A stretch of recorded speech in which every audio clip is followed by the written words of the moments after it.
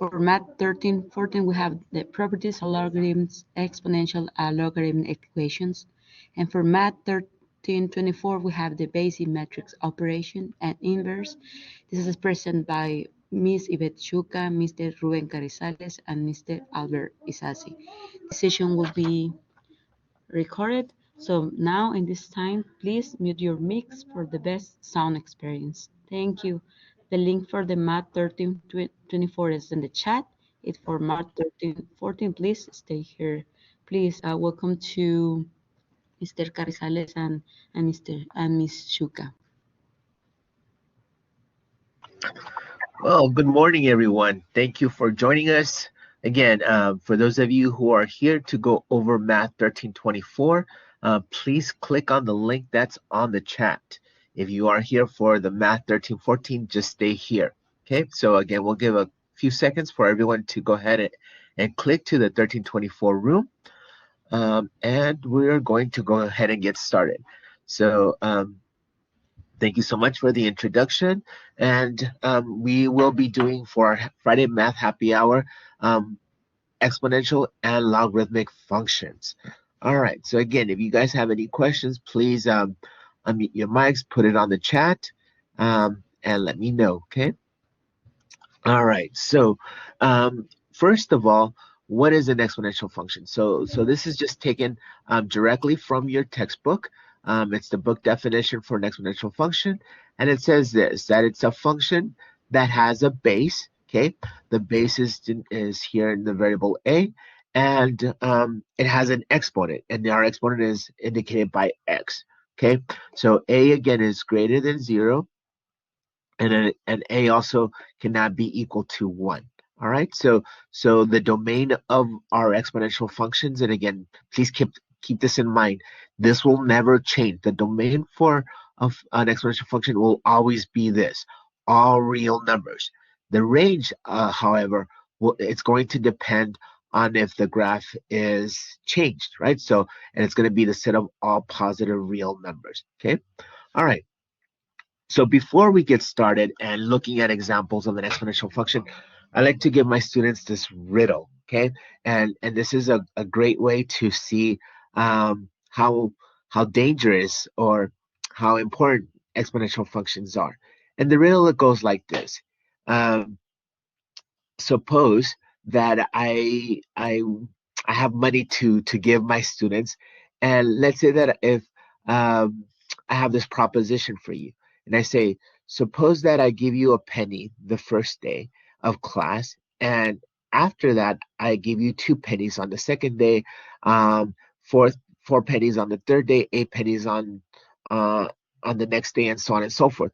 And I continue to do this for 31 days. Okay, what would you think would produce more money? Me giving you a penny and doubling every day for 31 days, or would you rather take a lump sum of $1 million? Okay, so you think, oh, a penny, I'd rather take the 1 million, right? But if we look at this problem, okay, we can complete this table by doing 1 day is the pennies, right? 2, second day is 2 to the 1, 3 is 4, and so on and so forth. And if I continue doing this, okay, if I do this, what this means is I would have to raise 2 to the 30th power, right? And if I do that, I get this huge amount. But again, we're talking about pennies.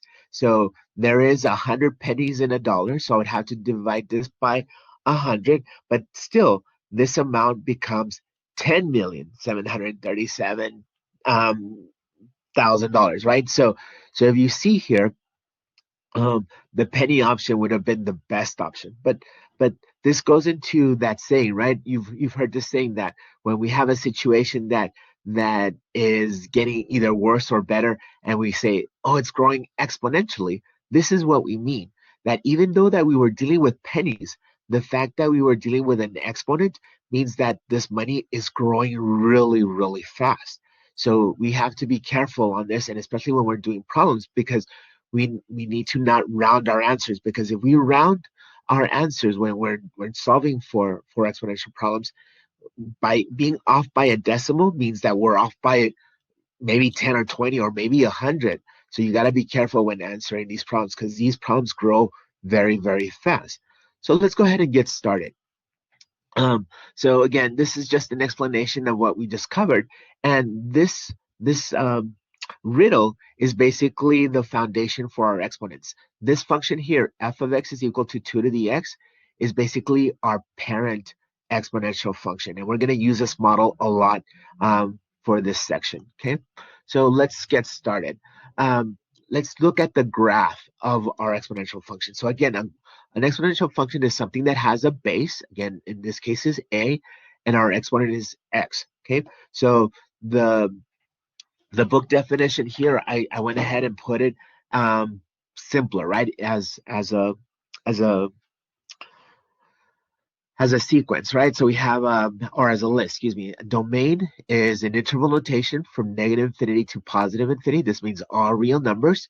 My range here is all positive values, but an interval notation is from 0 to infinity. Again, we use a parentheses. Parentheses means that we don't start at 0.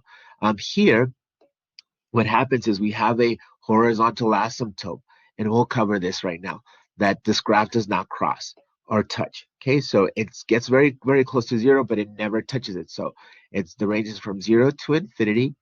And then we have a y-intercept at 0, 1.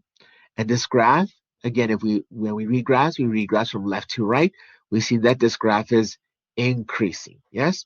So again, we have this notion that we have a horizontal asymptote. And the equation, I didn't write it here, but our equation of our horizontal asymptote is x equals 0. I'm sorry, y equals 0, excuse me. This graph does not cross this horizontal line. And again, my graph is continuous. There's no breaks, and it's a smooth curve, right? Okay, so let's look at graphs of exponential functions. So whenever my exponent is a negative, we want to use our properties, our basic properties of exponents, and convert this into a positive exponent. So I take the reciprocal of this and I change the sign of the exponent. So 2 to the negative x is really 1 over 2 to the x, okay? Or you'll also see it on your homework as 1/2 to the x power, okay? So if I do this, okay, instead of me increasing because I have a negative x, now my graph is decreasing. Okay, now I flipped it. It has a reflection on the y-axis.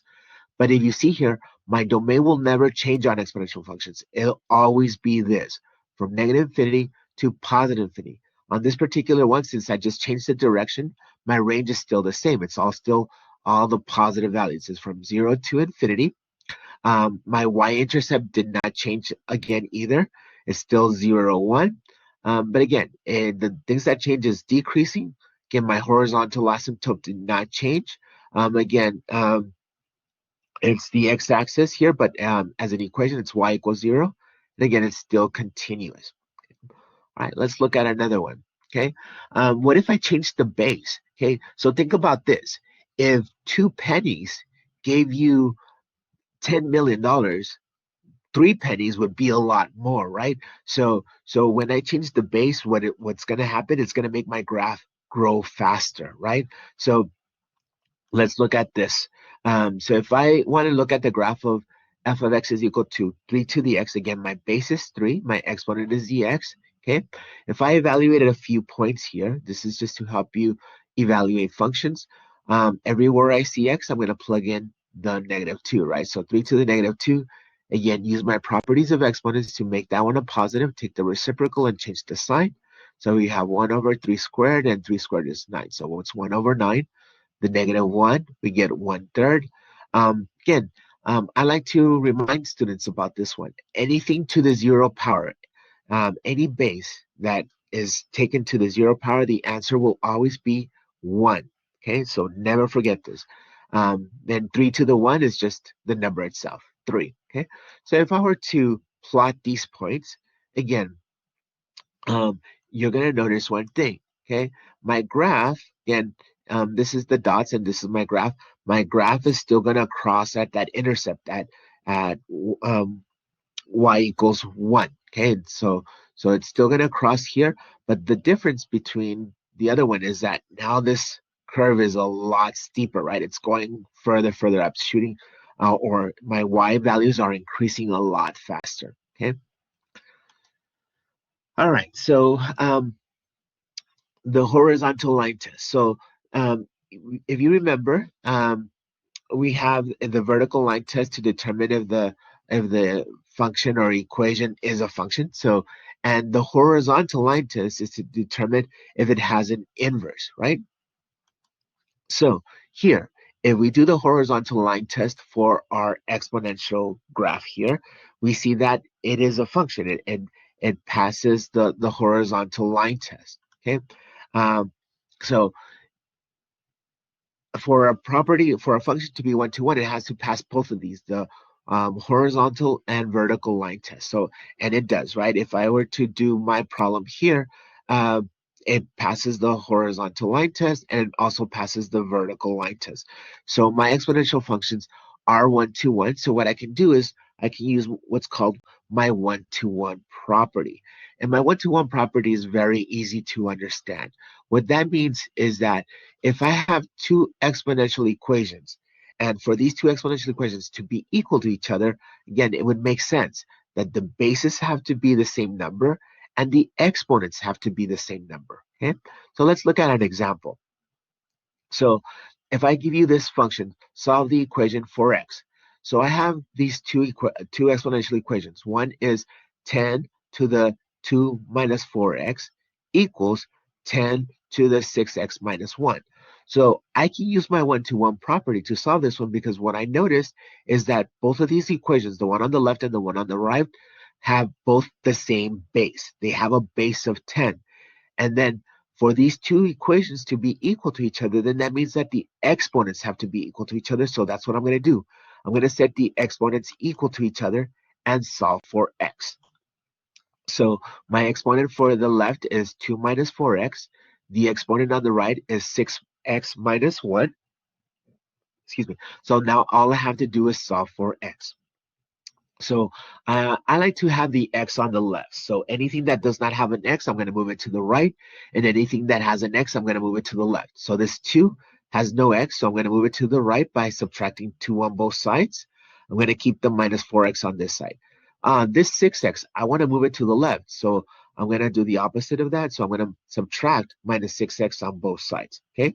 So when I do this, I get minus 4x minus 6x is minus 10x. And minus 1 minus 2 is minus 3. So the next thing I need to do is divide by a negative 2 on both sides. And when negative 10 on both sides. And when I do that, I get x equals 3 over 10. So the value that would make this equation true is if I replace x with 3 over 10. You always want to check your work. You want to make sure that you do get an equal exponent on the right and an equal exponent on the left. Okay. All right, how about this one? Could we use our one-to-one property? And our answer would be yes. The way I would do this is I can convert this 64 to have a base of 4. So let me show you how we would do this, okay? So we would need to rewrite this for these two equations, for this equation to have the same base on both sides, okay? Now, if you don't see this here, let me pull out my pen. Let me show you how I got um, um, 4 to the third to the 64 if you don't see it. So I have the number 64, okay?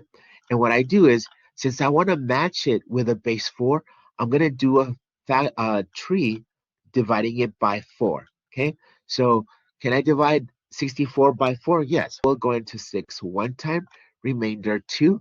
4 will go into 24 6 times. So 4 times 16 gives me the 64. Oh, but 16 can be divided by 4 again. 4 divided into 16 is 4, and that's it, right? So 64 is the same thing as 4 times 4 times 4, other 4 cubed, okay? So now that I have this 4 cubed, now I can use my one-to-one property. I have an equation that on the left side, I have a base of 4. On the right side, I have a base of 4. So for these two to be equal to each other, the exponents have to be equal to each other. So then I'll apply my one-to-one property and set the exponents equal to each other. X plus 1 should equal 3. So this one to solve for x, I'm just going to subtract 1 on both sides. and I'm going to get 2, right? So I didn't have the steps here, but I subtracted 1. Let me write what I skipped. I subtract 1 on both sides, and 3 minus 1 gives me the 2 over here. Okay. So again, this is how I can solve exponential equations and using a very, very good property, which is called our one-to-one property. Okay? All right. How about this one? Oh, then again, look, if you see here, I can do this problem again. And again, I skipped a lot of steps, but let me show you what I did to get 5 to the negative 3. And again, I use some of my basic properties of exponents. So first, I know that I wanted to get a base of 5, and the number that they give me here on the right side is a 125. So I would do the same thing again. I would do the 125, and then I'm going to divide this by 5. Can I get a base of 5 by doing this? So let's do this. 5 will go into 12 2 times, remainder 2. 5 will go into 25 5 times. So 5 times 25 is the 125. And then I will do it again. 5 divided by 25 is 5. So 125 is made out of 3 5s. So the 5 cubed. So I would have a 5 cubed over 1. But I want it as a base. So again, I'll do my reciprocal of this. And by taking the reciprocal, I'm sorry, um, um, I would have a 3 here. But doing the reciprocal, it would become 5 to the third power over 1. Change the sign of the 3, which would make it the negative 3. All right.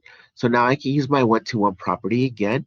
So for these two to be equal to each other, that means that the exponents have to be equal to each other. So I'll set my exponents equal to each other. So x minus 3 is equal to negative 3. Add 3 on both sides. So x equals 0. Again, I skipped that part, but I hope you all see it now, right? So if I would put here 0, 5 minus 0 minus 3 is a negative 3, makes them equal on both sides. Okay.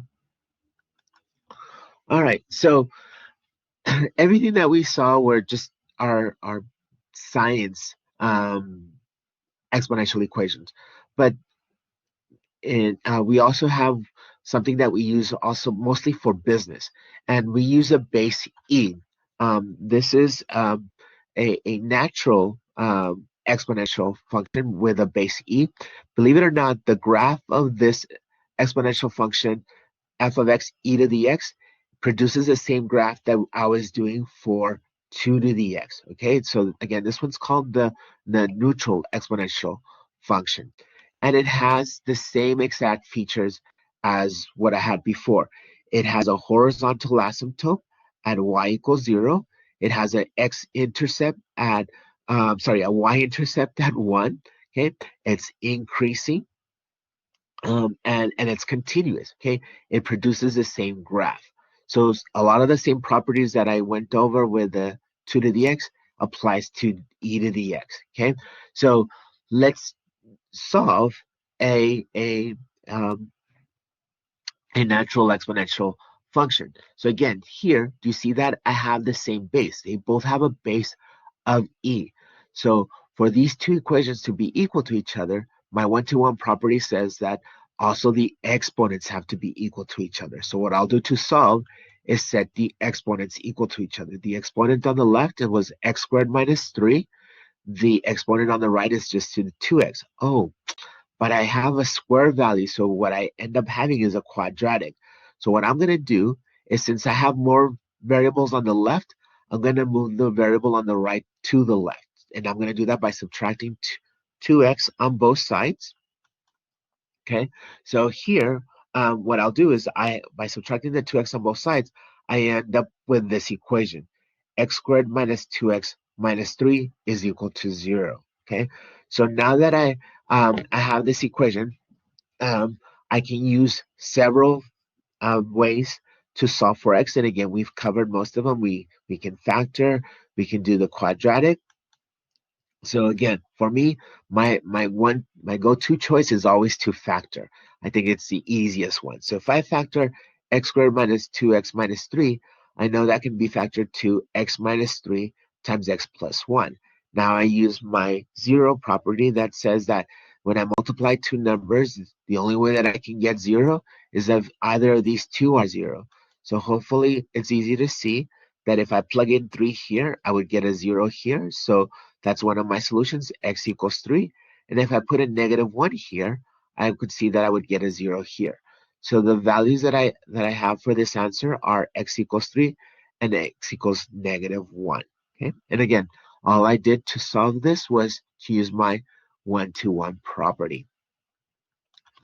All right, so now that we've done some problem solving for exponential equations, let's look at the most popular exponential equation. And I say the most popular because, believe it or not, this equation is used everywhere. It's used a lot. So if you ever have purchased a car or wanting to look for buying a home, you can use a similar equation to get all this information. Okay, so let's go over this. Okay, so this is called the compound interest formula.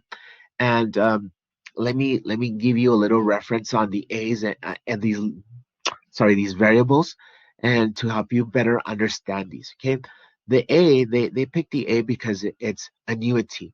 This compound interest formula works to find values that are taken within a year. Like annuity, that's where the word comes from, annuity. But the way I like to tell my students to think of the A is as the future value. Okay, the P is referred to the principal. And again, these are all business terms, but I like to tell my students, think of the principal as the present value. Okay, and I think that there's a typo here. This is not, the future value is the A, the P is the present value. Okay, the R is the interest rate.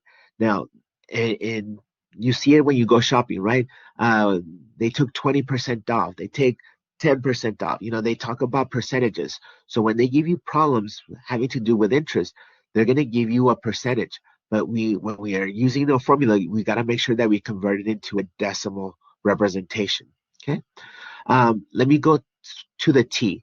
T refers to time.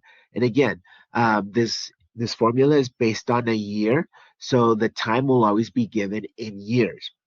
The last term is a little bit tricky. It's the n. It's called our compound term, or our periods, and there's several values that we can give for n. Now let me see if I have them here. So yes, okay. So whenever you hear the word semi-annually, that means it's going to happen twice a year. So our n value will be 2.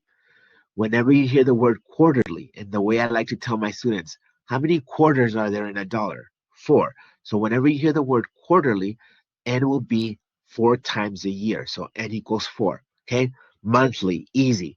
Like again, if you purchase the car, you're going to make monthly payments. Well, how many months are there in a year? 12. So our n will be 12. If you have a problem that says the interest is taken daily, well, there's 365 days in a year, so our n will be 365. Okay, so again, this is how we will use our formula. So let's look at an example.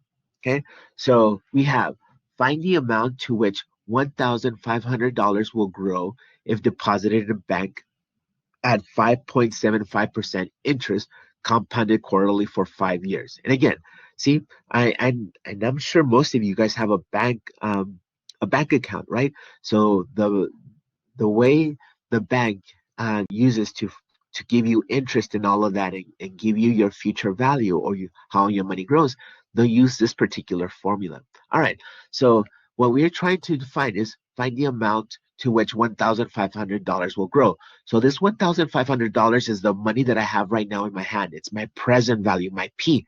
And what they're asking me to find is my future value, my A, my annuity, right? So let's go ahead and write what we have.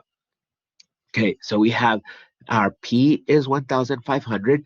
We converted our 5.75% into a decimal, which is 0.0575. The fact that they told us was quarterly, my n is 4, and they told us it was for 5 years. That T is 5. So now I'm just going to plug it into my formula. My formula for the compound interest is A equals P times 1 plus R over N to the NT. Let's go ahead and replace our values. And again, let me go through the steps because a lot of students also have trouble with putting this in the calculator. I will do this in steps. I don't try to do this in one line because it's very easy to forget a parentheses or mess up. So the way I would do this would be like this. If you would follow what I'm saying in your calculator, this is how I would do it. I would type it in my calculator the rate first, the 0.0575, and I would divide that by 4, and I would get an answer. That answer, I'm going to add 1 to it, okay? Once I have that answer, I'm going to take it to the power because I'm doing order of operations. That answer, I'm going to take it to the power 20 because 4 times 5 is 20. So once I have that answer, I'm going to multiply that answer to 1,500, which is going to give me the value of $1,995.55. Now, be very careful in case that your instructor gives you a test question on this and doesn't tell you how to round. You always got to make sure we are dealing with money. So when dealing with money, we're always going to round to 2 decimal places because that represents cents. Okay, so in case that they don't tell you, like this problem, they didn't tell me how to round, but because I'm dealing with money, we always want to round to 2 decimal places. Okay. All right. So let's look at another finance problem. Okay. So let's say that a couple just had a baby. How much should they invest now at 5.8% compounded daily in order to have $35,000 for the child's education 18 years from now? So that's some of us, right? We always want to plan for our kids, and maybe some of our students, our parents, we're saving up for you guys to come to EPCC, right, to college and help you out, right? So they started a fund for you to go to college. So again, we're going to assume that the daily, because the word that they say daily, we're going to assume that our N is 365, again, because there's 365 days in a year. And we're trying to solve for the present value now. We want to have our future value. We want to be able to have $35,000 to help or this couple wants to help their baby go to college, right? So let's go ahead and solve. Again, we don't know what P is. We don't know how much we need to invest now in order for us to have this 35,000. So we're going to use our compound interest formula to solve for this. We know our future value, which is the 35,000. That refers to our A. Again, the interest is 5.8. We got to convert that into a decimal. So I did mess up here. This should be 0.058. Okay, so let me fix this here. So for those of you who are looking at the video later, this should be 0.058. And again, we copied the rate from the previous problem. So and we want to be careful on these because again, we're dealing with exponentials. Even though they're very similar, you could say, oh, they both round out to 0.06. But again, we're dealing with an exponential. We have to be precise because changing a decimal changes it by a lot. Remember, they grow really, really fast. All right, so our T is 18 years from now, okay? So let's go ahead and plug everything in. Let me see if I have it correctly. Yes, on the one I'm working, it has the correct answer. All right, so here I have this. My future value was 35,000. I'm solving for P, 1 plus the rate divided by N, which is 365, and then 365 times T, which is the 18. Again, let me show you. I'm gonna do this how I do it on my calculator. The first thing I do is I divide 0.058 by 365. I get this long number. Then I'm gonna add 1 to that.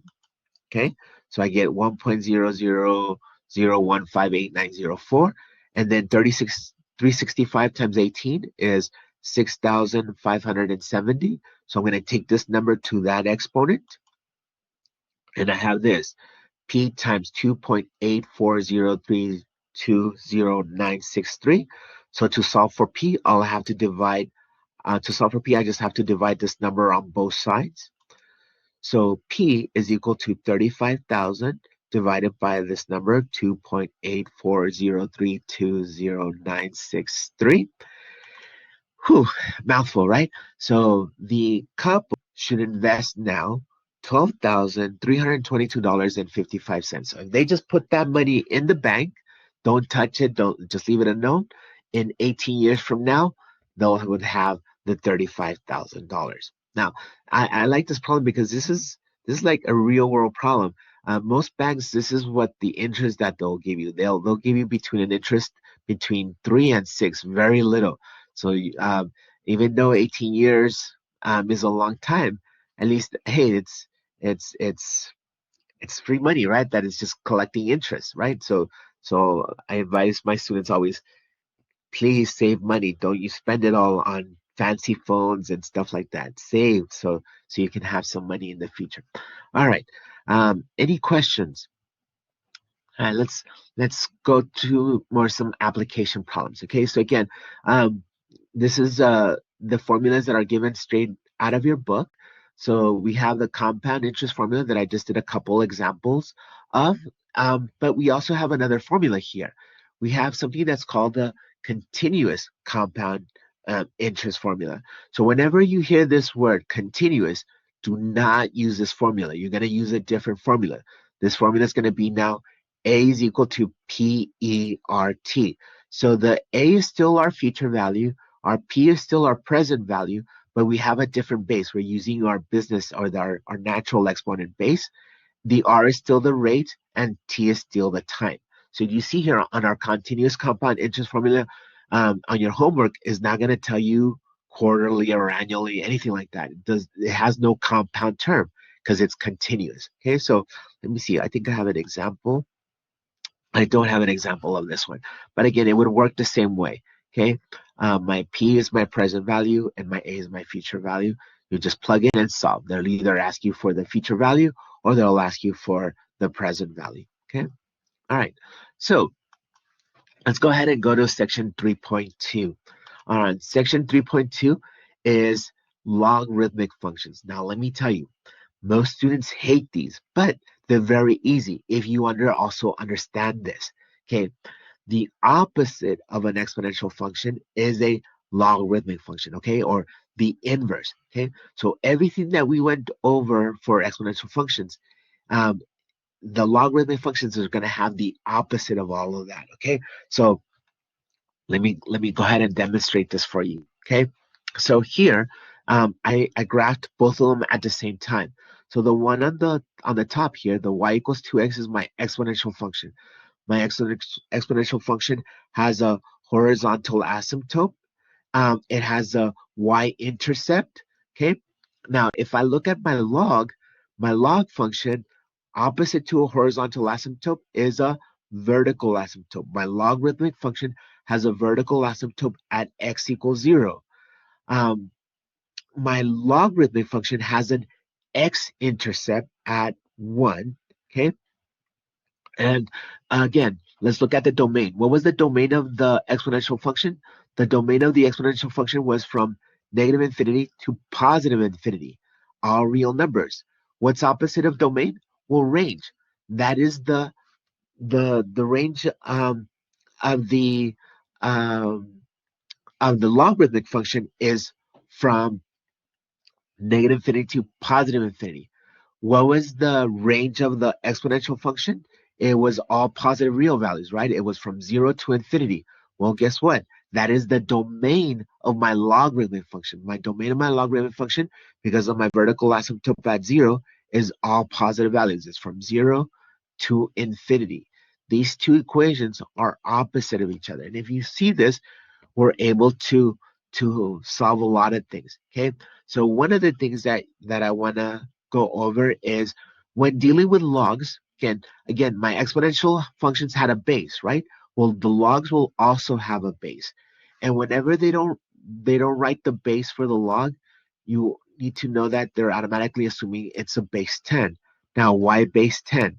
Um, the base 10 refers to that we use 10 digits to count. Okay, so one of the reasons why students don't like logs is because your calculator only does logs of base 10. It doesn't do logs of other bases.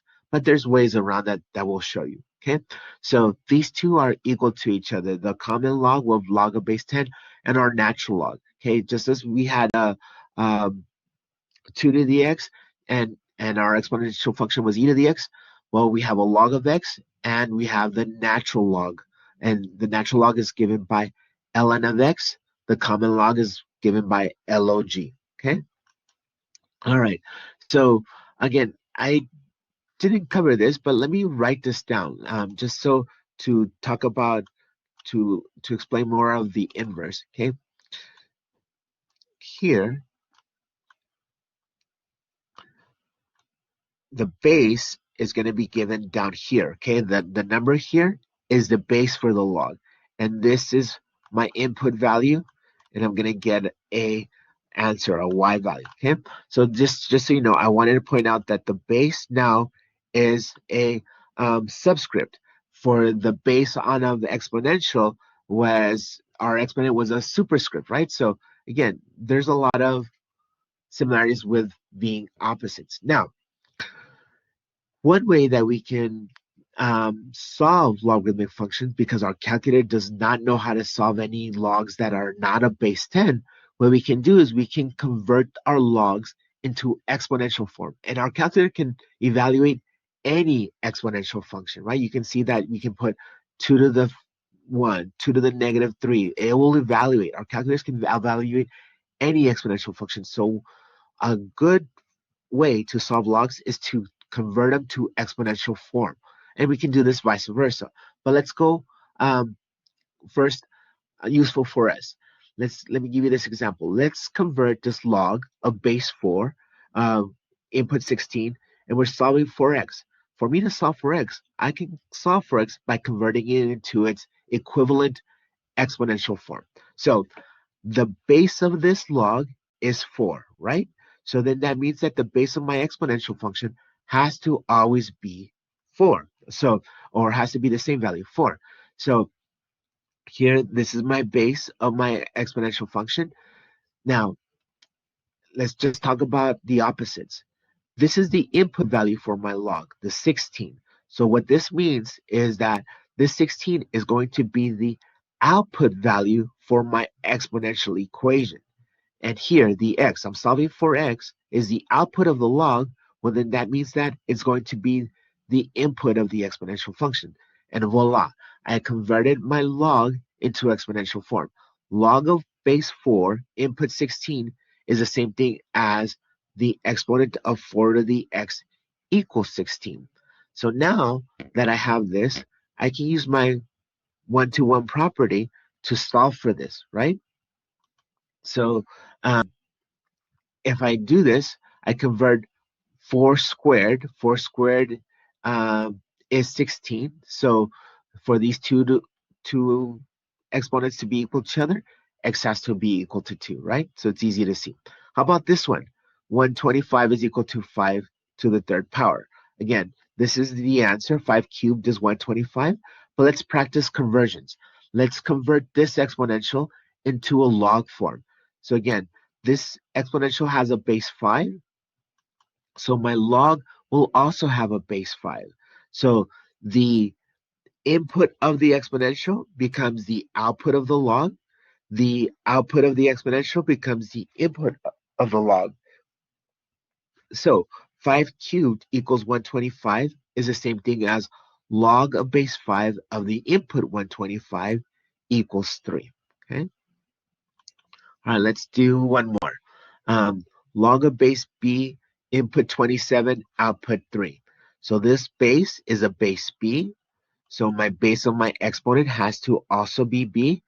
The output of the log is the input of the exponential function. So that's b to the third power. The input of the log 27 is the output of the exponential function. So my exponential function is b to the third is equal to 27. Okay. All right. One more. I like this one because this one I need to get its exponent.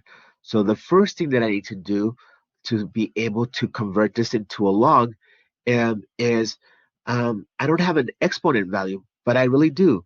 The square root can be represented as an exponent. So I know that the square root can be represented as 81 to the 1/2 power.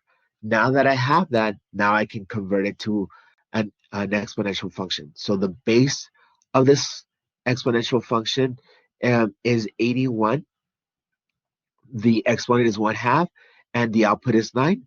So then my log function would be log of base 81, input 9, output 1/2. Yes? So very good stuff. All right, so let's review some of our logarithmic function properties. And what I did here is I took this out of the book, and the book shows you both the exponential and the log. Okay, so let me do the exponential to explain the log. So we covered that anything to the 0 power, the answer is 1. When I have an input of 0, my output is 1. Opposite to that, when I have a log of a base a and my input is 1, my answer is going to be 0. Okay? My identity property, if I have a to the 1, well, that's just going to give me back the a. It's just the 1a. Well, the same thing here. If I have a log a and I input a, the answer is going to be 1. Okay? Now, this third one is called our inverse property. If I have a base, an exponential function, a base a, and I take it to an exponent of a log with a base a, the answer is just going to be the input x. Okay? So same thing over here. If I have a log of base a to an input a to an exponent x, our answer is just going to be x. Okay? And then our one-to-one property. We also have a one-to-one property for logs. And it says that if I have two logs that are equal to each other, for these two logs to be equal to each other, first, I have to have the same base, just like the exponent. And then that means that the inputs also have to be the same in order for it to be equal. So let's look at some examples um, of solving using our properties. So, and you're gonna get these problems on your homework. Okay, they're gonna say solve without using a calculator. And if you use your calculator and get decimal values and problems, the computer is gonna mark them wrong. Okay, so you gotta make sure that you solve these using our properties. So again, I don't know how to solve this one like this, but what I can do is I can convert it to its exponential form.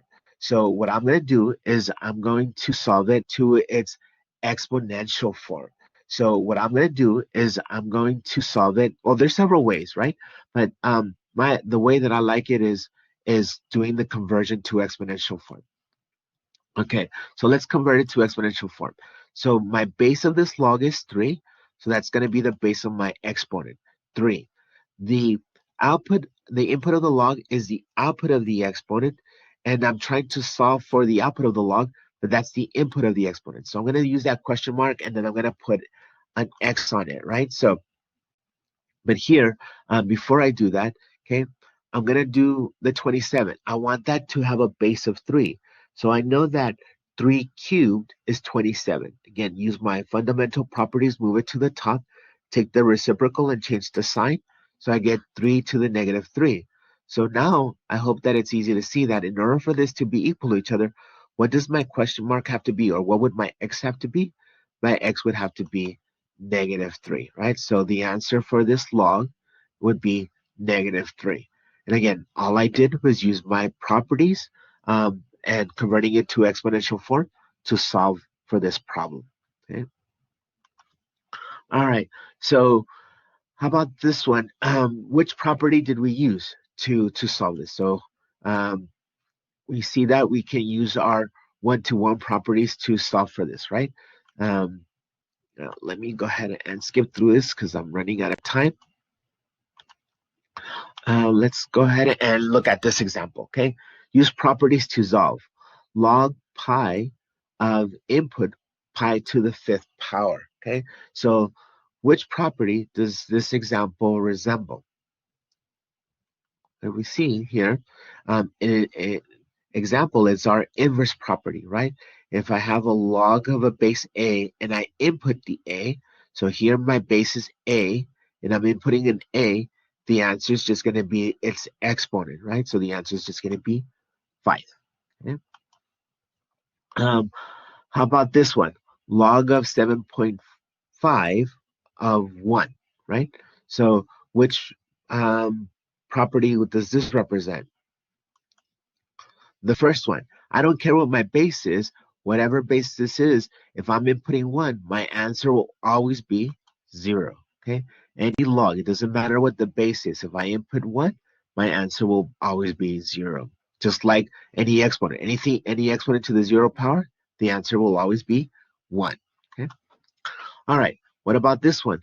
Log of 90, input 90. So this one is the identity, right? This is that second one. Have the log of base 90, and I'm inputting 90. My answer is going to be 1. Okay. All right. What about this one? An exponent function of 3 with a log of base 3 to the 8.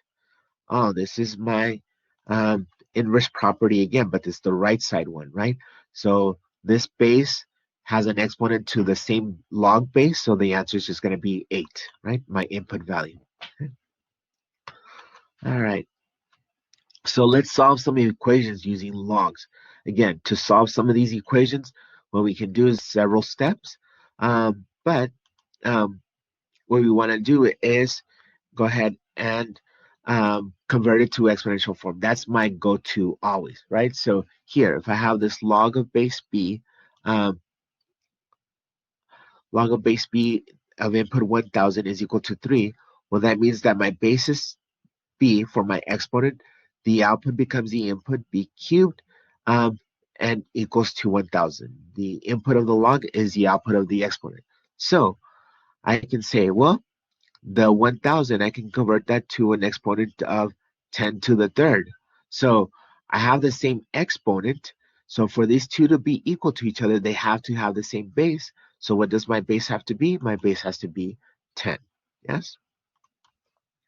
All right, how about this one? Log of base 6x equals to 5. I'm trying to find the input. Oh, let me do the same thing. Let me go ahead and convert this to an exponential form. 6 to the 5 is equal to x. Oh, this one's easy. This one my calculator will do. 6 to the 5th power, I input that exponential into my calculator. It's going to give me 7,776 is equal to x. Okay, easy stuff. All right. So let's again review some of our properties, some additional properties that will help us also solve some problems. Okay, so if you see here, when you have a log of the base and you have two things that are being multiplied with each other, you can expand to two logs. This is the same thing as the log of base b of m plus the log of base b of n. How does this, think of this as an exponential. If I have x squared times x squared, when I'm multiplying two exponents together that have the same base, what do I do with my exponents? I add the exponents. This is the same thing. Here, I add the logs. How about a division of two exponents? If I have x cubed divided by x squared, to solve, I have x, right? Because I have to subtract the exponent. So here, if I have a log of base b and I'm dividing two numbers together, I am going to subtract the logs. Okay, so this one's called our power rule. That says that if I have a log and I have that log to an exponent, I can multiply that exponent to my log. Okay, and then this one is my one-to-one property. That if I have two logs equal to each other, the only way that they're equal to each other, what this means is if and only if the logs have to have the same base, then the inputs have to be the same in order for them to be equal. Okay, so when will this come into play? Well, let's solve for this one. This one is an easy one to solve, and it's using our one-to-one property. I have two logs that are equal to each other. They have the same base. For these to be equal to each other, then that means that my inputs have to be equal to each other. So that's what I'm going to do. Okay, I'm going to use my one-to-one property here. So to solve for this, I have x plus 1 is equal to 9. So solve for x. X is equal to 8. I subtract 1 on both sides. Yes? All right. How about this one? Um, solve for log of base 5, 8 plus 1 is equal to log of base 5 to the 9. So for these two to be equal to each other, again, oh, this is the one I did, sorry. Let's do this one. Log of 17 is equal to log of x squared plus 8. Now, if you notice here on this one, they didn't give me the base, right? But the reason why they didn't give me the base is because when they don't do that, that means that it's a base 10. So these two logs have the same base. So again, I'm going to use my one-to-one property again. That says that for these two to be equal to each other, my inputs have to be equal to each other. So I'm going to set the input 17 is equal to x squared plus 8. So I'm going to solve for the values by moving everything to the right side because, again, I have a quadratic, okay, because of the square. So I have x squared minus 9. So I can use my square root property. I'm going to add 9 on both sides and then take the square root of both sides. And the square root of 9 is going to be plus or minus 3. Okay, and you always want to check your solution. So there's one thing that you also have to be careful. Okay, when dealing with logs, we have a restriction on our domains. Our logs can never have a negative value. You saw in our properties, we never dealt with inputs of negative. So if we ever have to have solve for log of a negative number, we're going to get an error. Just like we would get an error if we try to get the square root of a negative value. We get imaginary numbers or an error on a calculator. We have a restriction, right? Like fractions. Fractions also have a restriction. The denominator can never be 0. So logs also have a restriction. They cannot have a negative value. So you always want to check your answers, okay? So here, if you check your answers, again, um, these two are solutions because whether it's a positive 3 or a negative 3, I do get a positive values of 17 on both sides. So both of them are solutions, but that's not always the case, okay? So always check. Um, So let's look at this example here. I got 5 more minutes. I think I can finish. All right, so we have natural log of x squared minus 3x is equal to the natural log of 18. So both of these logs that are left and right have the same base, or they're both natural logs. So for this to be equal to each other, I'm going to use my one-to-one property that says that the inputs have to be equal to each other. So I'm going to set x squared minus 3x equals to 18. Again, I have another quadratic, right? So I'm going to move everything to one side, okay? So we have x squared minus 3x minus 18. And let's go ahead and factor this guy out. I can factor this by x minus 6 times x plus 3 is equal to 0. Hopefully you all see that my solutions could be x equals 6 or x equals negative 3. But let's not forget, we have to check our answers. All right, so let's plug them in. Let's see if we didn't do the check here. So here, let's just do it by hand. If I plug in 6, here 6 squared is 36 minus 18. That's going to give me a positive value, and 18 natural log of 18 is equal to natural log of 18. If I do the negative 3, again, negative 3 squared is a positive 9. And a negative times a negative is a positive. It's going to be 9 plus 9 is 18. Those are the two solutions. 6 and negative 3 are the two solutions. But please don't forget to check. All right. This last example. Uh-oh. This one's a little harder. We have two logs, but they're on the same side. Well, guess what? We can use our property to condense logs. We can make this left side into one property, and we can use this one here. Let me write my. We can use this property here. Okay. Again, um, but we can manipulate it, right? So this is what this is saying. So what I can do, and again, we'll leave this because this is from 3.3, so we don't want to get too much ahead of ourselves. But let me show you what I can do with this one. What I can do is, since I have two logs that are being added to each other, I can condense it to this. Log of base 4 of x plus 6,